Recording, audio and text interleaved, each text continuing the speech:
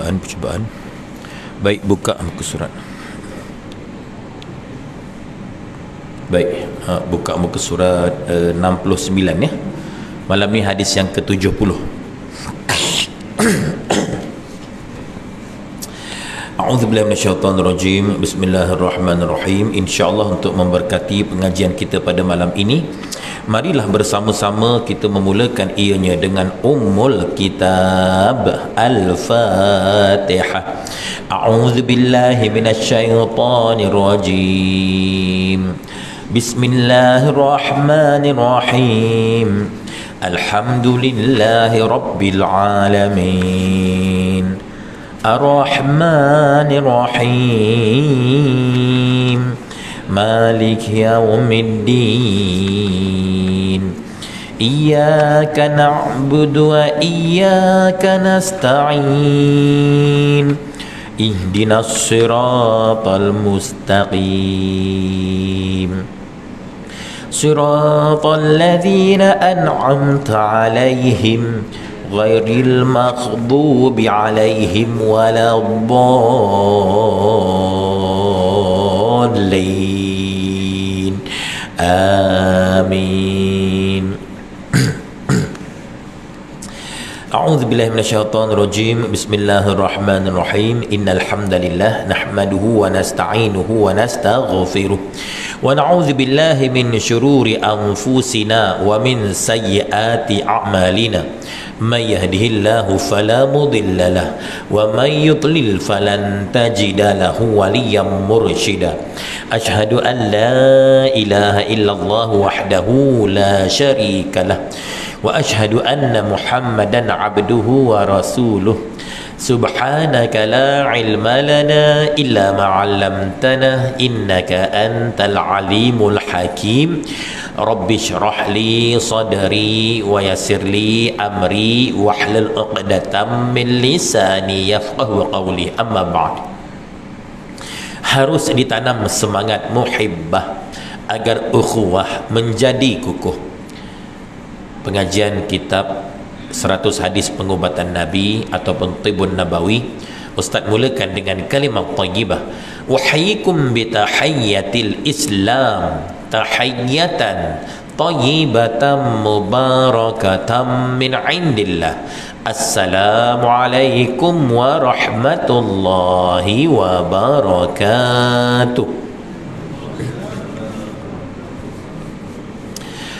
Yang Ustaz muliakan Al-Fadhil Tuan Imam, barisan Tuan-Tuan Imam, barisan Tuan-Tuan Bilal, seluruh ahli jawatankuasa Surah An-Nur Seksyen 20 Shah Alam yang diketuai oleh Tuan Pengerusi Surau, Tuan-Tuan Guru, para alim ulama, para asatizah, para ilmuwan, para cendekiawan, para pencinta-pencinta ilmu, para pencinta kepada majlis-majlis ilmu, muslimin muslimat, hadirin hadirat sidang jemaah yang merupakan bakal-bakal penghuni syurga yang dirahmati oleh Allah dan disayangi oleh Nabinya Muhammad sallallahu alaihi wasallam. Bunyi apa tu? Alhamdulillah. Syukur yang tak terhingga, marilah bersama-sama kita rafakkan setinggi-tinggi rasa kesyukuran kehadirat Allah Subhanahu wa taala atas segala nikmat kurniaannya yang melimpah-limpah, yang mencurah-curah, yang tak terhitung bilangannya. Allah Azza wa Jalla berfirman ba'da a'udzubillahi minasyaitonirrajim, wa in ta'uddu ni'matallahi la tuhsuha. Maksudnya, dan jika kamu nak menghitung nikmat-nikmat Allah, nescaya kamu takkan mampu untuk menghitungnya. Dan sesungguhnya nikmat kurniaan Allah ke atas hidup kita di dunia ini terlalu banyak, teramat banyak, tak terkira banyak. Subhanallah. Antaranya nikmat yang selalu dilupakan oleh manusia, sebagaimana sabda Rasulullah sallallahu alaihi wasallam yang bermaksud ada dua nikmat yang selalu dilupakan oleh manusia, iaitulah nikmat sehat dan nikmat waktu lapang. Ya, apa maksud manusia melupakan nikmat sehat dan waktu lapang. Maksudnya manusia itu ketika sehat, ketika ada kelapangan waktu, sentiasa menangguh-nangguhkan ibadah, sentiasa menangguh-nangguhkan amal soleh, ya. Nantilah tunggu dah pencen, ya, baru nak pergi masjid. Nantilah tunggu dah pencen, baru nak mengaji fardu ain. Nantilah semua nanti, Masya Allah, ya. Kesihatan yang Allah bagi, kelapangan waktu Allah bagi, dipersia-siakan, ya. Dia lakukan perkara-perkara duniawi yang tak memberi faedah untuk hari akhirat. Masya Allah. Melainkan kalau buat pekerjaan duniawi sebagai jambatan menuju akhirat. Ad-dunya mazra'atul akhirah. Dunia merupakan ladang cocok tanam yang mana hasilnya akan kita tuai di hari akhirat, ya. Masya Allah. Dan antara nikmat paling banyak yang kita perolehi setiap hari pun, kita dapat menikmati nikmat yang berupa rezeki. Sebab rezeki itu apa yang kita makan, apa yang kita pakai, apa yang kita berikan, yakni infak, itu saja. Selebihnya belum tentu lagi rezeki kita. Barangkali namanya harta kita, tapi belum tentu lagi rezeki kita. Subhanallah, ya. Masya Allah. Marilah kita menjadi hamba-hamba Allah yang bersyukur atas semua nikmat pemberiannya. Masya Allah. Dan bumi Malaysia yang tercinta ini diperkaya dengan pelbagai nikmat, terutamanya nikmat berupa makanan dan minuman. Hingga kan orang dekat Afrika banyak mati kerana kebuluran dan kelaparan. Kita dekat Malaysia pun banyak mati, tapi bukan sebab kelaparan dan kebuluran, tapi sebab terlebih makan. Masya Allah, terlebih makan. Masya Allah. Jadi macam mana kita nak mensyukuri nikmat yang namanya makanan dan minuman tadi, yang melimpah-limpah Allah kurniakan ini? Macam mana kita nak mensyukuri? Allah Ta'ala berfirman, a'udzubillahi minasyaitonirrajim, kulu washrabu wa la tusrifu innahu la yuhibbul musrifin. Makanlah olehmu dan minumlah olehmu, akan tetapi jangan melampaui batas. Sesungguhnya Allah sama sekali tidak menyukai orang-orang yang melampaui batas. Masya Allah. Jadi cara kita nak bersyukur atas nikmat berupa makanan dan minuman, iaitulah pertama, makan semua yang halal. Sebab yang Allah halalkan itu banyak, sedangkan yang Allah haramkan itu sedikit. Yang sedikit ini saja kita jangan sentuh. Yang banyak tadi boleh sahaja, ya. Tapi Allah pesan, Allah bagi tahu, wala tusrifu, jangan kamu melampaui batas. Apa maksud melampaui batas? Pertama, makan sesuatu yang diharamkan oleh Allah, ya. Masya Allah. Kalau kita makan juga, tanda kita tak bersyukur atas nikmat berupa makanan dan minuman. Termasuklah dalam perkara-perkara yang diharamkan itu, bukan saja makan benda-benda yang diharamkan, bahkan makan rasuah, makan riba, makan harta anak yatim, makan hak orang dengan tidak sebenar. Itu semua termasuk dalam perkara yang diharamkan, yang melampaui batas. Yang kedua, tanda kita nak mensyukuri lagi nikmat berupa makanan dan minuman. Yang kedua, jangan makan sesuatu yang bersifat syubhah. Syubhah ni samar-samar, tak pasti halal ke ataupun haram. Kita pun ragu-ragu. Kalau terjadi situasi begini di hadapan mata kita, nak buat macam mana? Kita pun halal ke tak halal, haram ke halal, kita pun was-was. Pesan Nabi SAW, da' ma yaribuka ila ma la yaribuka. Tinggalkan apa yang meragukan kamu kepada yang tidak meragukan kamu. Itu lebih selamat, ya. Kerana Nabi SAW berpesan, waman waqa'a fi syubhah waqa'a fi haram. Barang sesiapa yang terjebak dengan perkara-perkara yang syubhah, yang sama-sama tadi, yang tak pasti tadi, sesungguhnya ditakuti dia terjerumus ke lembah yang haram, ya. Jadi untuk menjadikan kita orang yang warak, orang yang warak bukan saja dia meninggalkan perkara-perkara yang Allah haramkan, bahkan dia juga meninggalkan sesuatu yang syubhah, yang sama-sama yang ragu-ragu dia tinggalkan. Itu dia orang yang warak.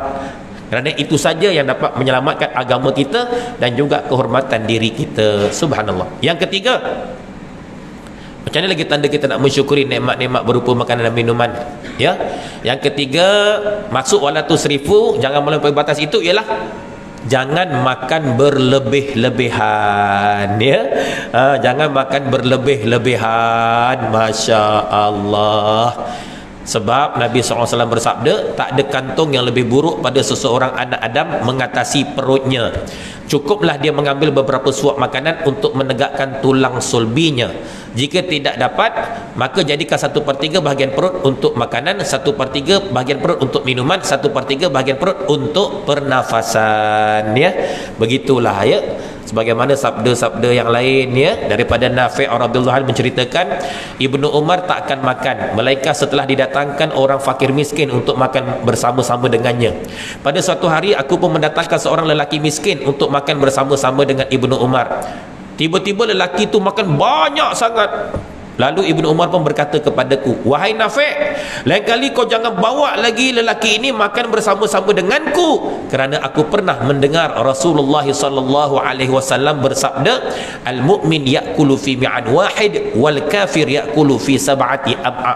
Orang mukmin makan dalam satu perut, manakala orang kafir makan dalam 7 perut, ya. Hadis sahih riwayat Imam Bukhari.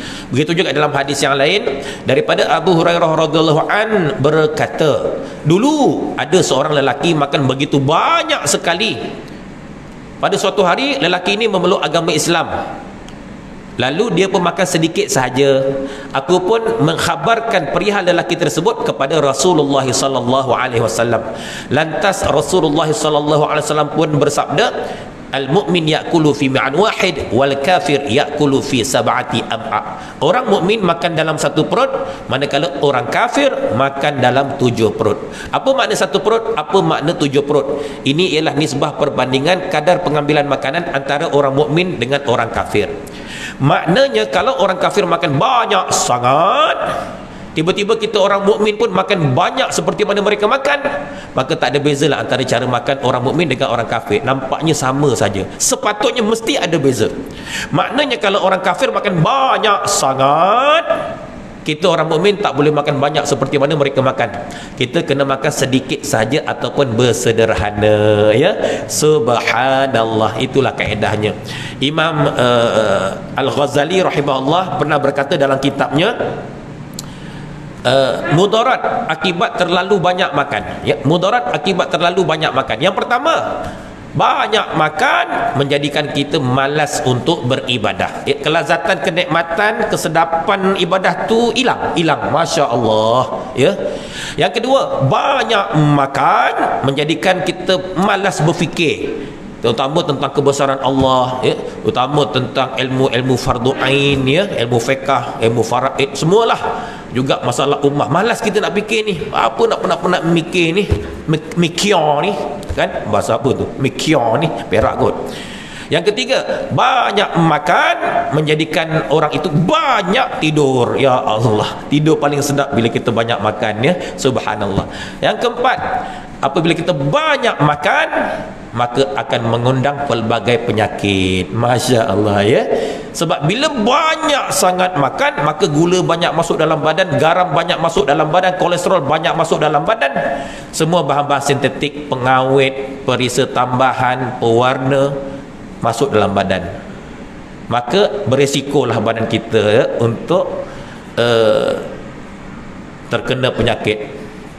Sebab organ-organ kita tu dia ada had untuk nak memproses sesuatu. Kalau terlebih had, dia pun boleh jam, ya.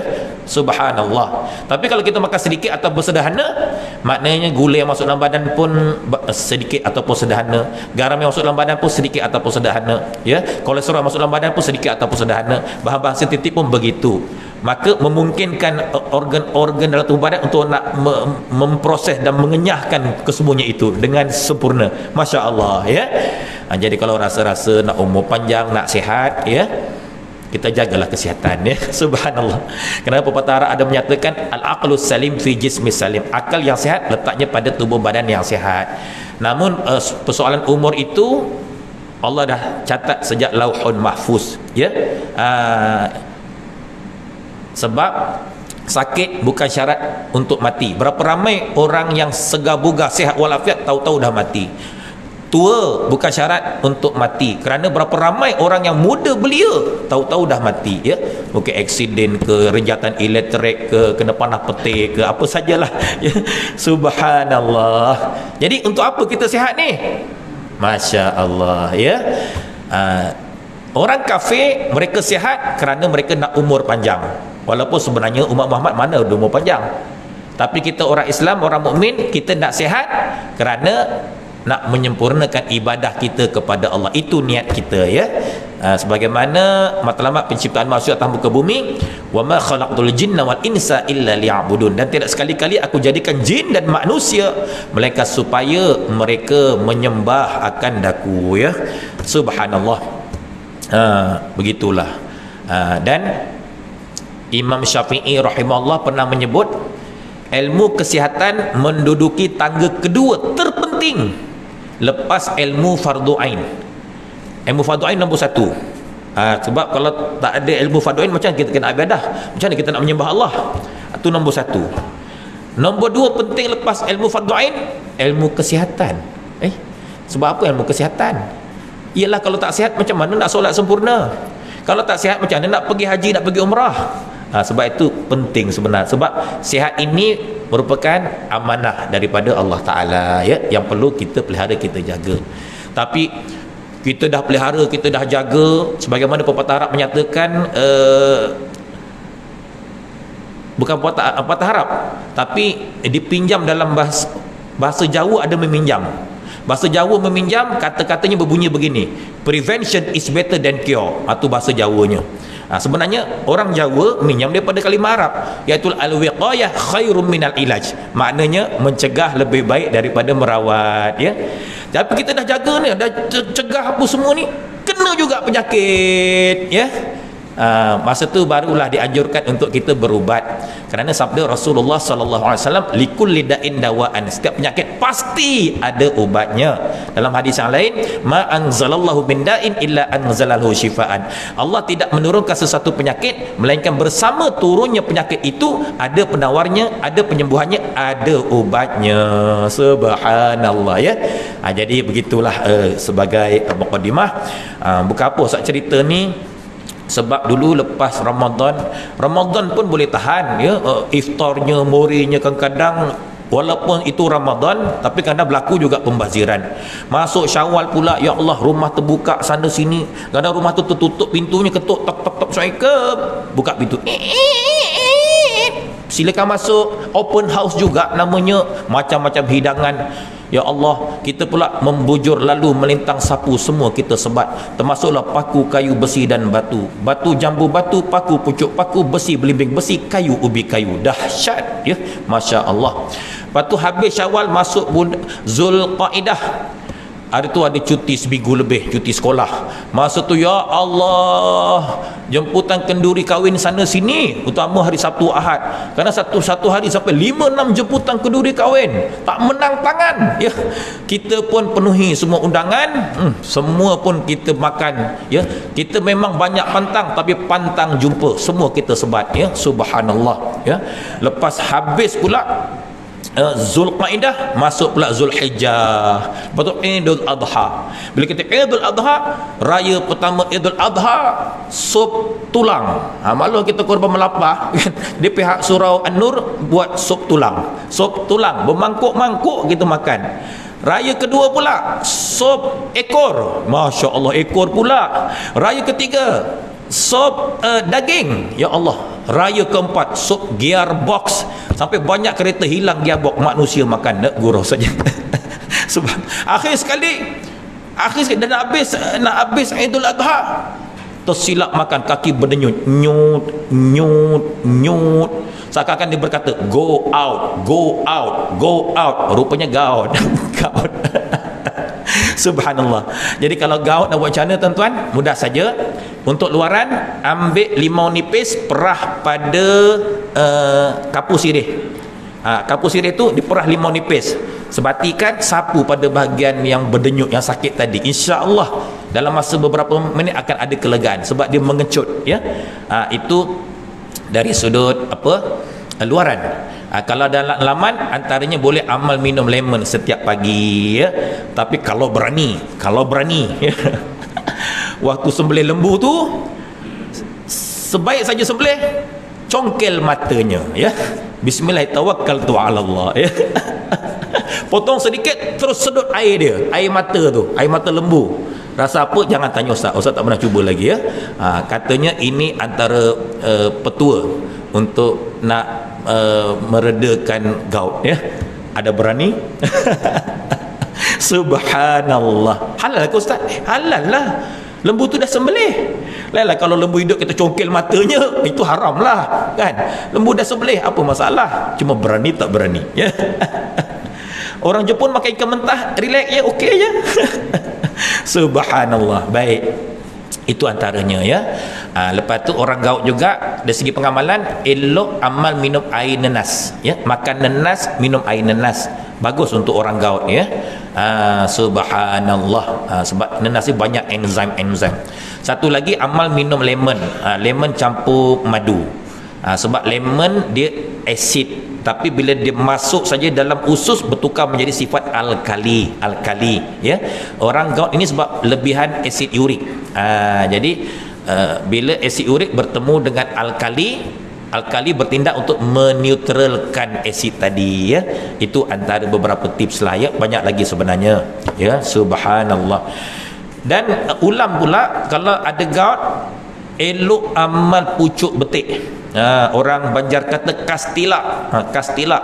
Tu bahasa Banjarnya ya, pucuk betik.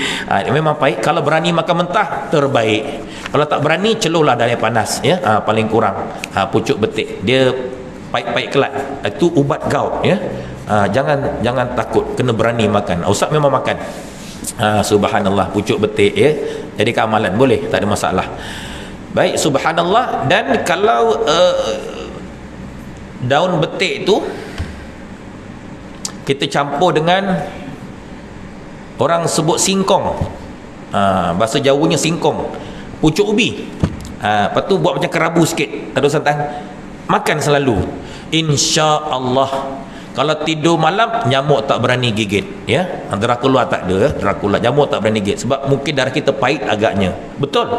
Kalau kita selalu makan pucuk betik yang dicampur dengan singkong, bilik tu banyak nyamuk. Kita tidur beberapa orang, 3 orang kawan lagi memang menggelupur dia, nyamuk sana sini, tak boleh nak tidur dia. Kita relax aja, nyamuk tak berani gigit kita. Subhanallah. Subhanallah ya. Tapi kalau tuan-tuan lebih berani, kalau nak masuk hutan, minum air putar wali ataupun patah wali ataupun bakar wali. Ada banyak nama. Putar wali, jangan putar alam sudah ya. Subhanallah, sebab dia pahit betul. Kalau berani minum, nyamuk tak berani gigit kita tuan-tuan. Pahit kot darah kita. Subhanallah. Cuma tuan-tuan, herba-herba yang bersifat pahit ni tak boleh diamal setiap hari ya. Tak boleh diamal setiap hari sebab dia akan memekatkan darah kita.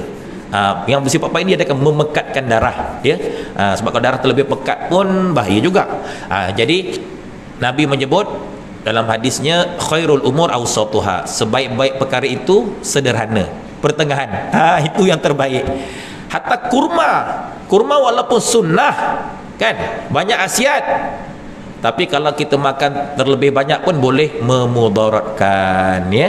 Ahsan paling baik 3 biji, maksimum nak makan juga 7 biji, sebagaimana sabda Rasulullah sallallahu alaihi wasallam. Maksudnya barang siapa yang berpagi-pagi dengan 7 biji tamar ajwa, nescaya pada hari tersebut dia tak akan terkena sihir dan tak akan terkena keracunan ya. Masya Allah, 7 biji. Jadi minimum sebagai sunnah 3 biji, maksimum 7. Kalau kita makan sekaligus 70 biji, Ustaz pun tak pasti apa akan terjadi. Yang pasti akan mengundang mudarat ya. Semua perkara kalau berlebihan, dia tak jadi bagus. Walaupun benda tu halal, makan nasi, tapi sampai 7 kali tambah, setiap kali tambah setinggi gunung Everest, rasanya bermasalah juga. Dia boleh menjadikan hukum tu jatuh haram sebab mendatangkan mudarat ya. Masya Allah. Baik, jadi malam ni insya-Allah hadis 70 muka surat 69, tajuknya wabak taun ya, wabak taun. Syukur ya kita Malaysia rasanya dah tak ada dah wabak taun dululah ya. Cuma dah tak timbul wabak taun, timbul wabak-wabak lain, wabak Covid ya. Akan datang ni tak tahu lagi lah apa pula istilahnya. Macam-macam istilah ya. Dulu H1 apa? H1N1 apa? H1 dah lupa nak datang Covid dah lupa lah apa H1. Ustaz pun tak ingat dah kan. Lepas tu adalah yang nipahnya, yang apa macam-macam lah. Akan datang, percayalah ada lagi tahap apa benda wabak yang tak pernah dengar nama sebelum ni. Siapa sangka Covid satu dunia tuan-tuan. Kita tak pernah terfikir sebelum ni. Ya Allah, sampai orang semua tak berani keluar rumah apa semua, tak pernah terfikir sejak lahir sampai sekarang ni. Maknanya subhanallah ya, itulah antara tanda-tanda akhir zaman ya, dunia kita dah tua. Baik, hadis ke-70 wabak taun. Bismillahirrahmanirrahim. An Usamata ibni Zaidin qala Rasulullah sallallahu alaihi wasallam at-taun rijsun ursila ala ta'ifatin min bani Israil aw ala man kana qablakum fa idza sami'tum bihi bi ardin fala taqdamu alaihi wa idza waqa'a bi ardin wa antum biha fala takhruju firaram minhu. Baik, terjemahannya, Usamah bin Zaid radhiyallahu anhu menceritakan Rasulullah sallallahu alaihi wasallam bersabda, taun adalah azab yang dihantar Allah kepada suatu kaum dari kalangan Bani Israel atau orang-orang sebelum kamu. Jika kamu mendengar taun tersebar di sesebuah negeri, janganlah kamu masuk negeri itu. Dan jika ia telah tersebar di satu negeri sedang kamu berada di dalam negeri tersebut, maka janganlah kamu keluar dari negeri itu ya. Sahih Al-Bukhari dalam kitab Al-Bad'i Al-Khalq hadis Al-Ghar. Baik, subhanallah ya, faham ya hadis ni? Maksudnya kalau kita dalam perjalanan nak pergi ke satu negeri, dapat berita dekat sana tersebar wabak taun, kita jangan masuk negeri tersebut. Dan kalau kita berada dalam negeri yang sedang tersebar wabak taun, kita jangan keluar daripada negeri tersebut. Masya Allah, maknanya di kuarantin ya. Subhanallah. Itu skop yang lebih besar lah negeri. Boleh dikecilkan lagi macam Covid hari tu kan. Contohnya area mana, zon merah contoh. Jadi orang zon merah dia tak boleh ke mana-mana, duduk je lah ya, betapa di kuarantin di situ. Orang luar pula jangan masuk dalam zon merah, begitu ya. Tu kuarantin namanya, Masya Allah ya. Baik, okey. Tapi semenjak wabak Covid merebak menular tempoh hari, semakin ramai rakyat Malaysia, umat Islam lah khususnya, lebih memahami kepada hadis ini. Dulu kita tak pernah terdengar hadis ni, tapi sejak wabak tu jadi alhamdulillah semua dapat ilmu ya. Kita pun itu rupanya ada hadis, Nabi pernah bagi tahu macam ni rupanya ya. Subhanallah. Baik, hadis ke-71. Bismillahirrahmanirrahim.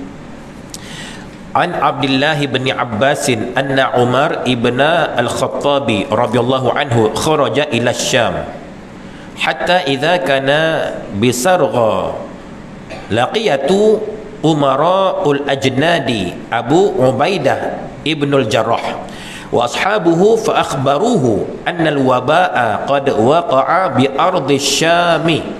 Qala Ibnu Abbas faqala Umar ud'u li al-muhajirin al-awwalin fada'ahum fastasharahum wa akhbarahum anna al-waba'a qad waqa'a bisyami fakhtalafu faqala ba'duhum qad kharajta li amrin wa la nara an tarji'a anhu wa qala ba'duhum ma'aka baqiyatun nasi wa ashabu Rasulillah sallallahu alaihi wasallam wa la nara an tuqdimahum ala hadzal waba.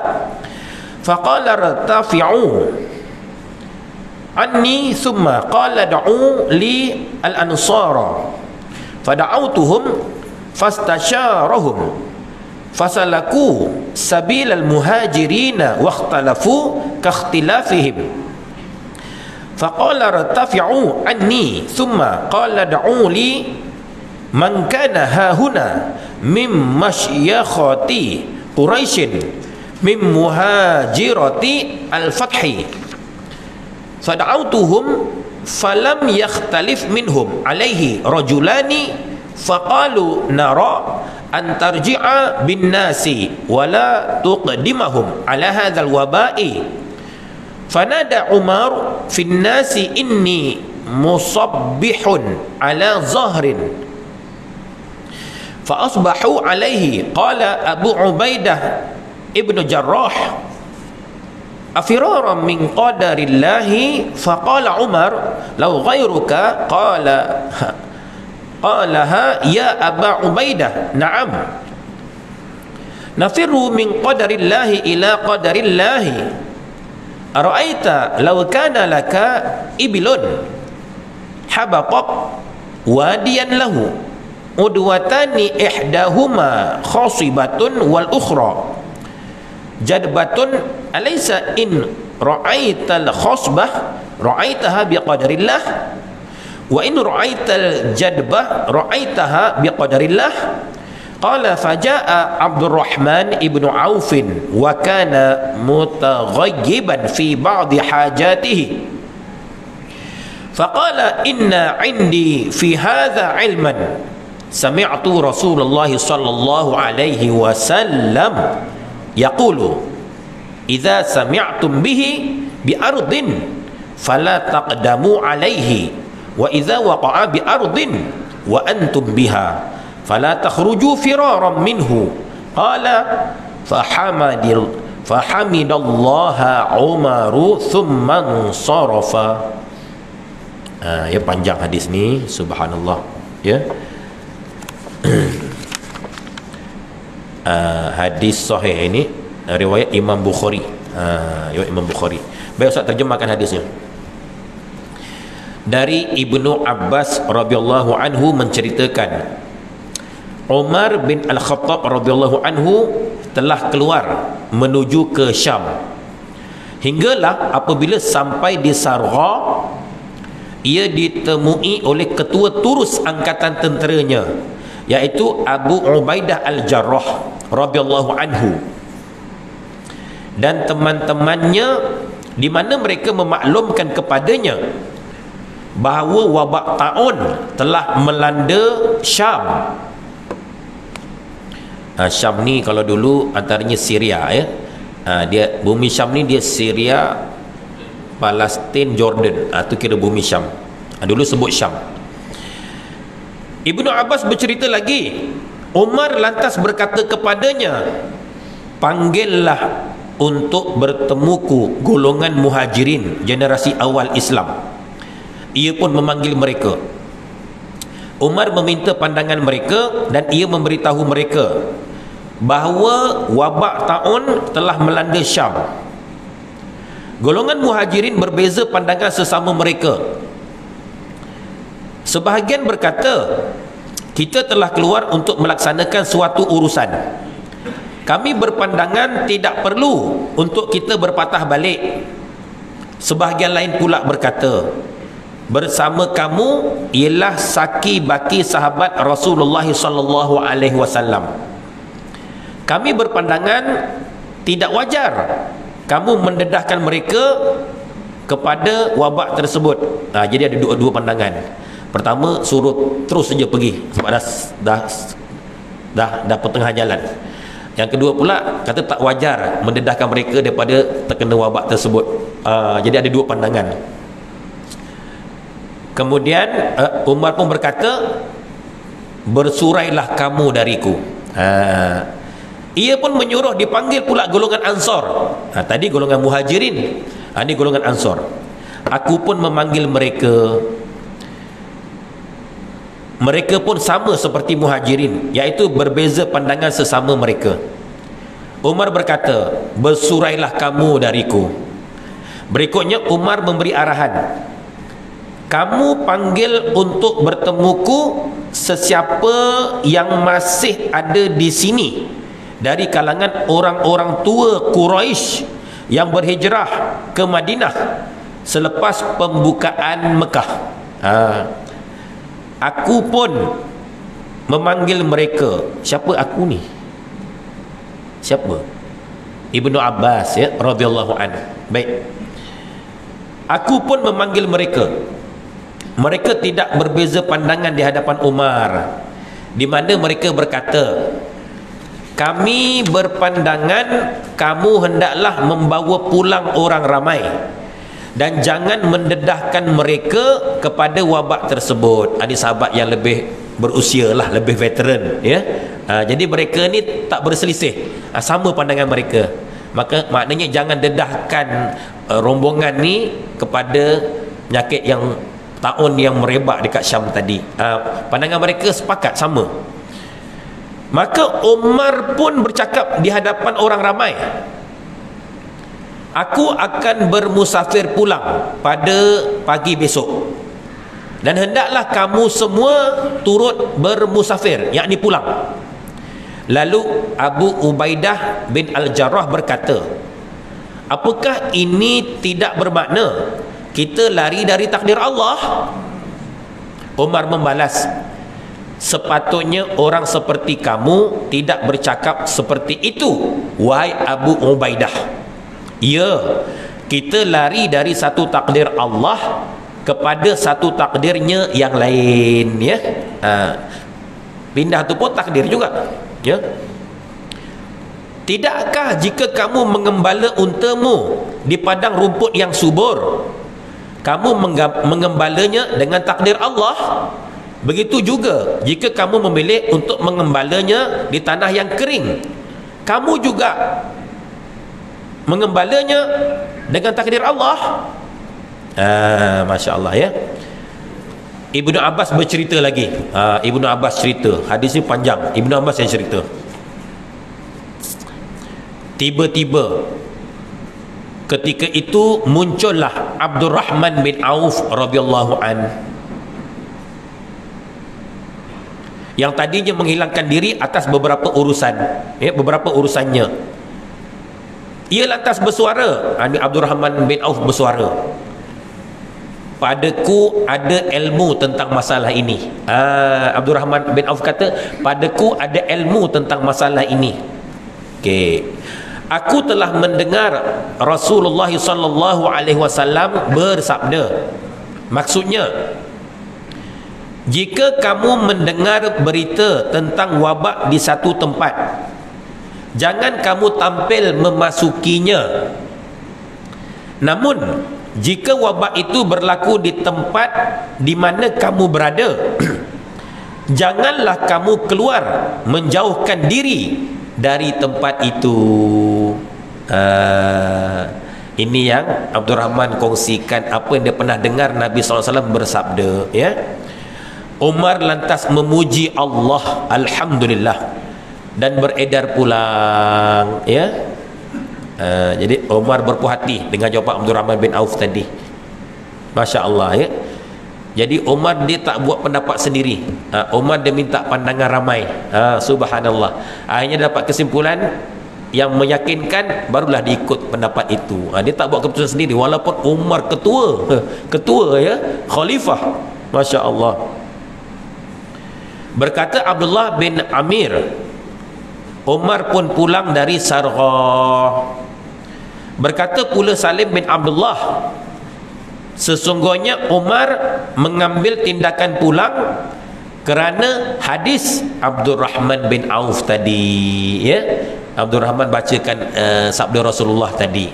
Kerana itulah Umar pulang ya. Masya Allah, subhanallah. Sahih Imam Al-Bukhari dalam kitab At-Tib. Jadi tuan-tuan faham ya hadis ni? InsyaAllah faham ya. Masya Allah, subhanallah ya Rabb.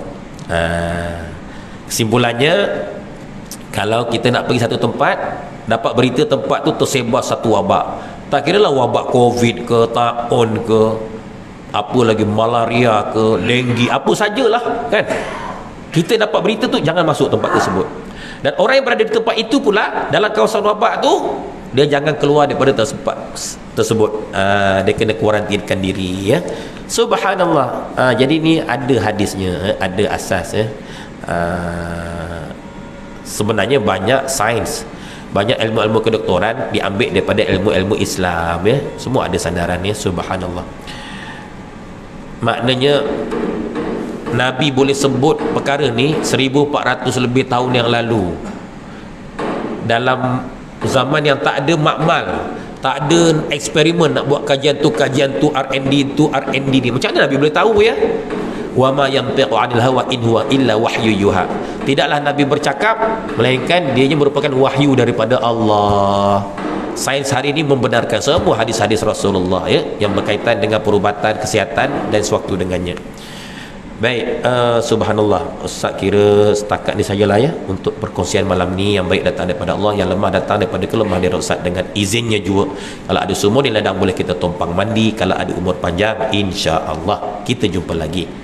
Kita tutup dengan tasbih kifarah dan surah wal asr. Subhanakallahumma wa bihamdika asyhadu an la ilaha illa anta astaghfiruka. Bismillahirrahmanirrahim. Wal asr innal insana lafi khusr illa alladhina amanu wa 'amilus shalihat. Wa tawassaw bil haqqi wa tawassaw bis sabr. Wabillahi taufiq wal hidayah. Assalamualaikum warahmatullahi wabarakatuh.